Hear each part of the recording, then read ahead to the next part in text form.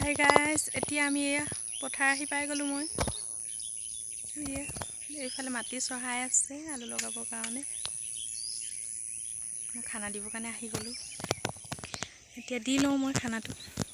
হাল বাই আছে, মাটিটো চহাই চহাই ইমান দূৰ পালেহি। এয়া আৰু অলপ বাকী আছে, এইফালে ইমানখিনি আপোনাৰ বাকী আছে। এইখিনি চহাই লোৱাৰ পাছত কেইদিনমানৰ পাছতে আমি আলুটো ইয়াত দিব পৰা হ'মগৈ। যিহেতু এবাৰ বৰুণ দেৱতাই বৰষুণটো দিয়েই থাকিলে তাৰ কাৰণে আৰু মানে এয়া ৰিষ্টাৰ্ট কৰিব লগা হৈ গৈছে। গোটেইবোৰ বন উঠি গৈছিলে।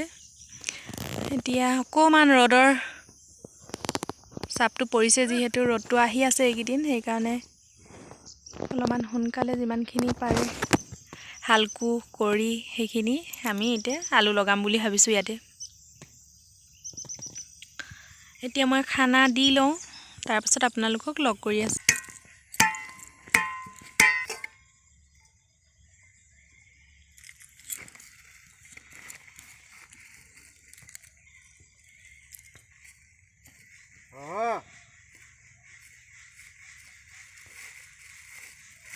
বাবা হাতখন ধুই ল'ব লাগিছিলে, এতিয়া পানী ঢালি থৈছোঁ।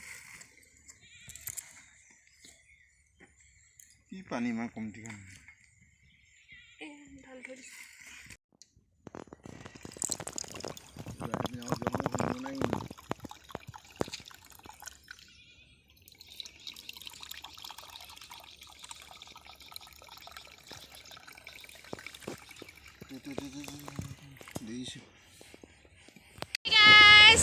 এতিয়া এয়া ঘৰৰ অভিমুখে আহি আছোঁ আলুবাৰীৰ পৰা।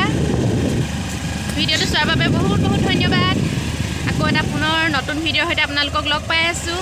ভিডিঅ'টো অহালৈকে আপোনালোকে মোৰ ভিডিঅ'বোৰ চাব, ছাবস্ক্ৰাইব কৰিব, চেনেলটো মৰম কৰিব, আশীৰ্বাদ কৰিব, যাতে আপোনালোকৰ সৈতে মই আগুৱাই যাব পাৰোঁ।